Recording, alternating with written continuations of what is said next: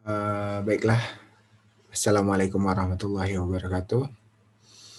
Kembali lagi dengan kami dari kelompok 2. Di sini kami akan menjelaskan tentang laporan eh, studi kasus yang ketiga, yaitu ada dengan judul Kadisdikgram banyak laporan guru tinggalkan kelas saat mengajar. Dengan mata kuliah Profesi Kependidikan, dosen pengampu Dr. Nur Izati SPD MSI, dan Bapak Aang Yudo Prastowo MPD. Baiklah, bagaimana ya kasusnya? Nah, kita akan lihat kasusnya itu seperti apa ya. Nah, kasusnya di sini adalah Kepala Dinas Pendidikan Kota Palembang menghimbau agar seluruh guru mulai tingkat sekolah dasar sampai tingkat pertama diminta agar tidak meninggalkan sekolah pada saat jam belajar berlangsung. Menyusul adanya sejumlah laporan dari wali murid kalau anaknya tidak belajar karena tidak ada guru pada waktu jam pelajaran. Nah, untuk pengumpulan data dan analisisnya itu bagaimana ya? Eh, akan saya serahkan kepada Farid Al-Farizi. Kepada Farid, saya persilahkan. Baik, terima kasih Fadli. Di sini saya akan menjelaskan tentang pengumpulan data yang telah kelompok kami buat. Data-data yang telah kelompok kami kumpulkan ialah sebagai berikut. Yang pertama, berdasarkan data dari website intense.com, para guru tidak mengatur proses pembelajaran ketika memiliki kesibukan, baik itu rapat guru maupun rapat kerja sehingga membuat terlantarnya siswa di kelas.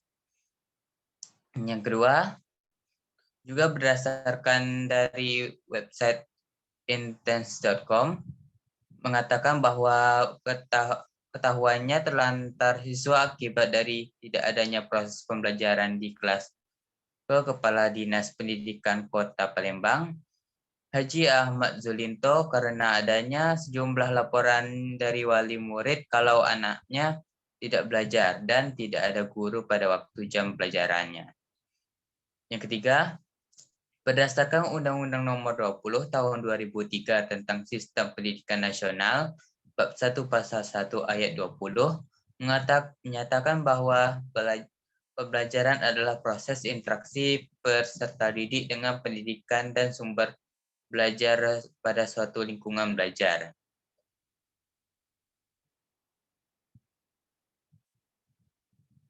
Nah, di sini ada analisis data dari kasus yang tadi. Masalah yang terdapat pada kasus tersebut ialah guru yang meninggalkan kelas tanpa adanya proses pembelajaran yang berlangsung. Lalu apa faktor penyebabnya? Faktor penyebabnya ialah yang pertama, lebih mementingkan kesibukan pribadi. Maksudnya kesibukan ini meliputi menghadiri rapat sekolah maupun rapat kerja sehingga urusan yang tidak penting sekalipun. Yang kedua, tidak merencanakan proses pembelajaran saat meninggalkan kelas. Hal ini yang menyebabkan para siswa di kelas tidak tahu apa yang ingin mereka kerjakan sehingga tidak menutup kemungkinan para siswa terlantar di kelas. Baiklah, sekian dari saya kembalikan kepada moderator. Baik, terima kasih kepada Farid Al-Farizi yang telah menjelaskan tentang pengumpulan data dan analisis datanya. Nah, kemudian apa sih perbaikan dari kasus ini? Nah, itu dapat kita tanyakan secara langsung kepada Darlis. Kepada Darlis, saya persilakan. Baik, terima kasih kepada moderator. Di sini saya akan menjelaskan perbaikan dari permasalahan kasus yang kami bahas. Nah, untuk alternatif pemecahan masalahnya, jadi dari menurut kelompok kami, untuk menangani hal semacam ini, kepala sekolah harus memantau setiap aktivitas para guru, apakah mereka ada di kelas apa tidak. Dan jika tidak ada di kelas, Nah, apakah mereka ini, para guru ini apakah sudah merancang, proses pembelajaran apa belum? Nah, jika, perlu, ini perlu adanya guru piket untuk memantau aktivitas guru, dalam melakukan proses pembelajaran. Oke, untuk, perlakuan, nah, perlakuan ini sebagai seorang guru, tanggung jawab terhadap proses pembelajaran di kelas ini wajib dipegang oleh setiap guru. Baik itu interaksi di dalam kelas maupun keluar kelas. Perencanaan proses pembelajaran harus diatur sedemikian rupa sehingga ketika mereka mau keluar dengan urusan tertentu, proses pembelajaran bisa terus berjalan.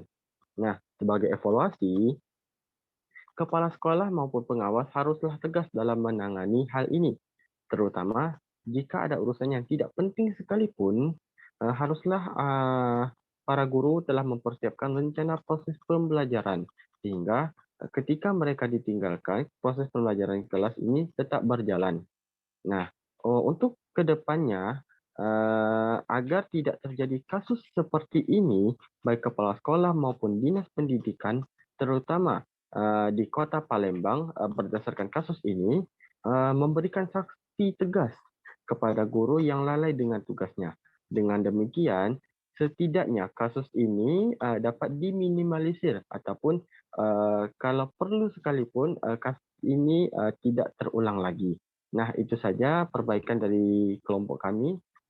Saya serahkan kepada moderator.